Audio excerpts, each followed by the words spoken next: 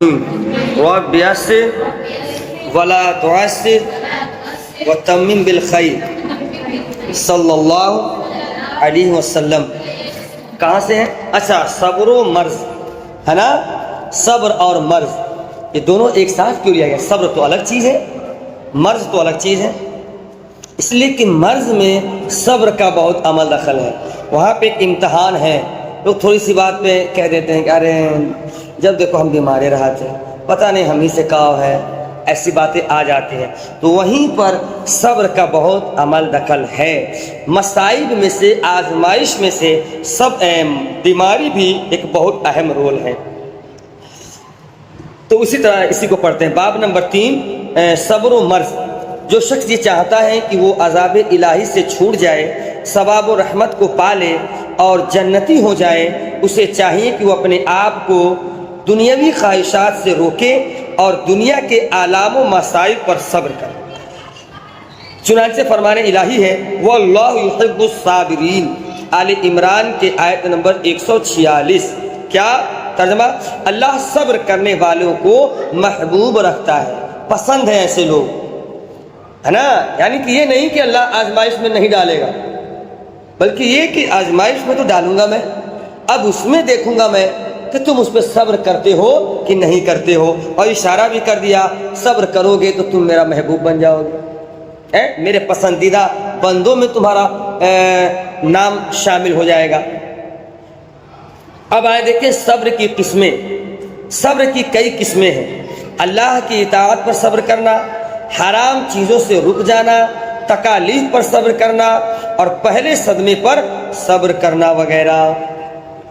یعنی کہ اب اس کے بعد کیا ہے؟ اطاعت پر صبر کرنا، اللہ کی فرما برداری کرنا، حرام چیزوں سے رک جانا، یعنی کہ جیسی بھی کنڈیشن ہو، ہم 2 روٹی کم کھائیں گے، 2 روٹی کے بجائے 1 ہی روٹی کھائیں گے، پر حرام کے قریب نہیں جائیں گے۔ تکالیف پر صبر کرنا، یہی کوئی مصیبت آ پڑی، بیماری ہو، پریشانی ہو، یا کسی بھی طریقے کی کوئی دقت آ پڑی، تکلیف آ پڑی، اس پر صبر کرنا۔ اور پہلے صدمے پر صبر کرنا، یعنی صبر شروعات میں کرنا، یہ نہیں کہ شروع میں کوئی پریشانی خوب آؤ باؤ بک دو، ہے نا۔ بہت لوگ ہوتے نہیں ہیں صاحب، کیا کیا بک دیتے ہیں، اور بعد میں تو صبر ہو ہی جاتا ہے، لیکن وہ بعد میں ہونا صبر نہیں ہے۔ ہاں، صبر کب ہے؟ اول میں ہی صبر ہے، پہلے صدمے پر صبر وغیرہ۔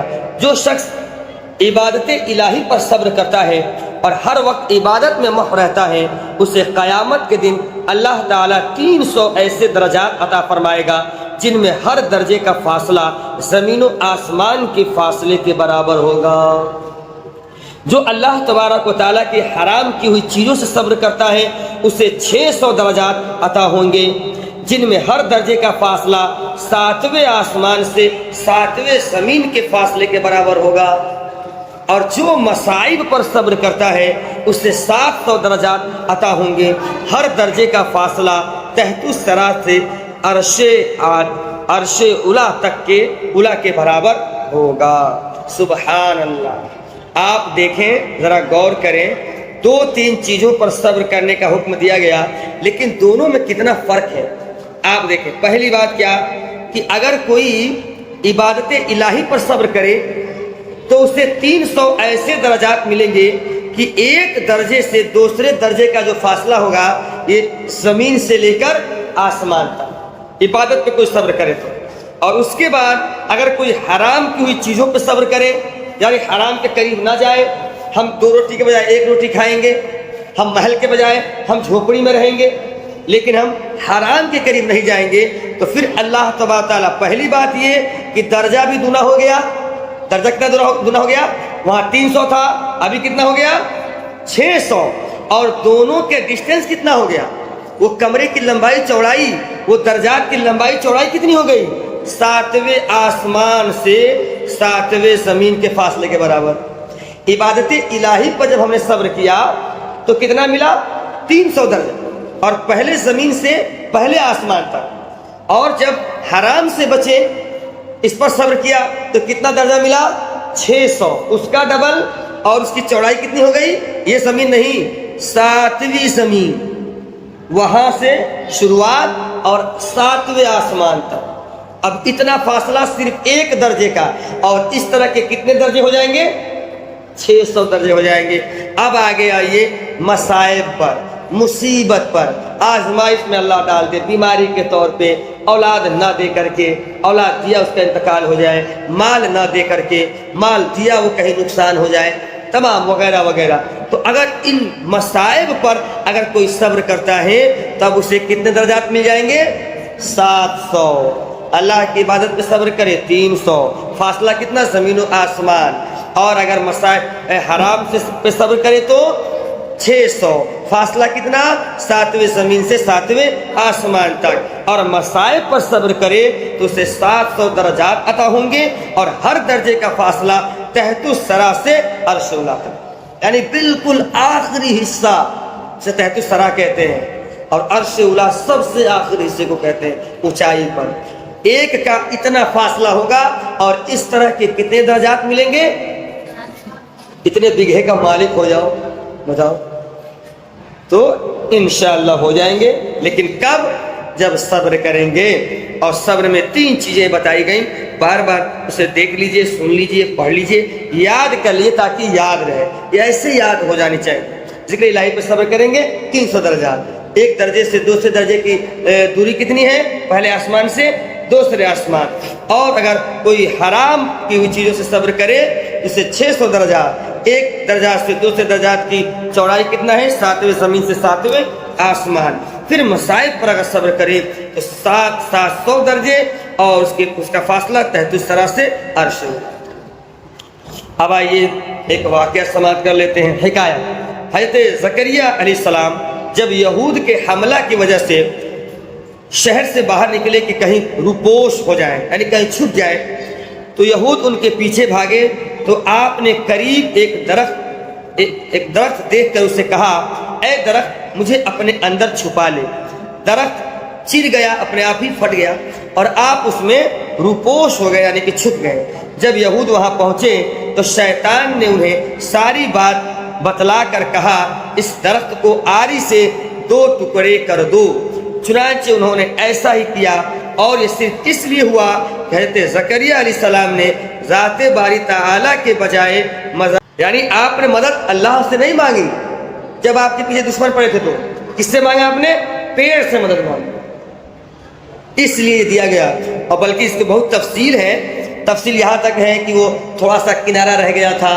تفصیل یہ ہے کہ گرگٹ نے اشارہ کیا، شیطان ایک ضعیف انسان بن کر کے وہی شیطان آیا اور کہا کس کو کہاں بھاگ رہے ہو؟ تو بتایا کہا اسی میں چھپے ہیں، ہے نا؟ تم لوگوں نے کہا کیسے کیا کریں؟ تو شیطان نے مشورہ دیا کہ تم کو انہیں قتل ہی تو کرنا ہے، تو کیا ضرورت ہے نکالنے کی، اسی میں کر دو۔ تو کہا کیسے کریں؟ تو سب جانتا تھا جہنم دیکھ چکا ہے، وہی آرا بنانے کا حکم دیا اس نے، ہے نا؟ اور وہ جہنم میں دیکھا تھا جہنمیوں کو آرے سے چیرا جائے گا، تو دیکھا تھا کہ یہاں بنانے کا طریقہ بتایا، یہاں ان لوگوں نے بنایا اور کہا اسی سے چیر دو، تو ہی چیرا گیا۔ اور جب چیرا گیا تو پہلا جب کانٹا آپ کے سر پہ پڑا تو آپ نے کہا اللہ، ایسے کہا تو غیب سے آواز ہے خبردار، اب زبان پہ کوئی لفظ نہیں آنا چاہیے۔ تو آئے دیکھیں مصیبت کو کیسے، اس کے بعد آپ نے صبر کیا۔ حکمت کے تحت تمام معاملہ ہے کہ نبوت کا منصب مجھے چاہیے، یہ مرتبہ ایسے نہیں کہنے دیں گے۔ اس کے بعد پورا آپ کو چیر دیا گیا، لیکن آپ کی زبان پر ایک بھی لفظ نہیں۔ ایسی مصائب بھی برداشت کیا ہے انبیاء نے مراتب کے لیے، ہے نا؟ دین کے راستے میں کتنی تھوڑی سی ہمیں پریشانی آ جائے تو ہم جو ہے پریشان ہو جاتے ہیں، مایوس ہو جاتے ہیں۔ وہ انبیاء تھے، نبی تھے، لیکن ان کو بھی جو ہے عوام نے پریشان کیا ہے، تکلیفیں دی ہیں، لیکن انہوں نے اس پر کیا کیا ہے؟ صبر کیا۔ کہ اس لیے تھا کہ آپ نے پیڑ سے پناہ طلب کی تھی، آپ نے اپنے وجود کو مصیبت میں ڈالا اور آپ کے 2 ٹکڑے کر دیے گئے۔ حدیث قدسی میں ہے، اللہ تبارک و تعالیٰ فرماتا ہے، جب میرا کوئی بندہ مصائب میں مجھ سے سوال کرتا ہے میں اسے مانگنے سے پہلے دے دیتا ہوں اور اس کی دعا کو قبول کر لیتا ہوں، اور جو بندہ مصائب کے وقت میری مخلوق سے مدد مانگتا ہے میں اس پر آسمانوں کے دروازے بند کر دیتا ہوں۔ ہے نا؟ بات سمجھ رہی ہے؟ دنیا دار مخلوق سے یا رب کو چھوڑ کر اپنے ماتحت سے، اور اسی طرح کسی کو خدا سمجھ کر مدد لینا، یعنی کہ جب بھی کوئی مصیبت ہو، پریشانی ہو تو ہمیں اللہ سے ہی مدد مانگنی چاہیے۔ حضرت زکریہ کو اف کہنے کی ممانعت، آئے دیکھیں وہ بات ہے، آگے دیکھیے ہے، کہتے ہیں کہ جب آری حضرت زکریہ علیہ السلام کے دماغ تک پہنچی تو آپ نے آہ کی، ارشاد الہی ہوا، اے زکریہ مصائب پر پہلے صبر کیوں نہیں کیا؟ جواب فریاد کرتے ہو جو اب فریاد کرتے ہو، پہلے صبر کیوں نہیں کیا، اب کیوں فریاد کرتے ہو؟ اگر دوبارہ آہ منہ سے نکالی تو دفتر صابرین سے تمہارا نام خارج کر دیا جائے گا، یعنی تم صبر نہیں کر رہے ہو تو صبر کرنے والوں کے دفتر سے تمہارا نام کاٹ دیا جائے گا۔ اب نیچے اس کی ڈیٹیل دی ہوئی ہے کہ محب محبوب میں کوئی خوبی محبوب سے جدا نہیں چاہتا، اسی طرح ماں باپ اپنے محبوب فرزند مریض کو تندرست دیکھنا پسند کرتے ہیں، چنانچہ دوا پلاتے وقت یا پرہیز کرانے کے سلسلے میں تلخ الفاظ سے کام لیتے ہیں، دھمکی بھی دیتے ہیں، مثلا اگر نہیں پیے گا تو ہم بولنا بند کر دیں گے وغیرہ، ہے نا، دھمکی دیتے نہیں ہیں، پی لو ورنہ بھی بہت ماریں گے، طرح طرح کی دھمکیاں دیتے ہیں۔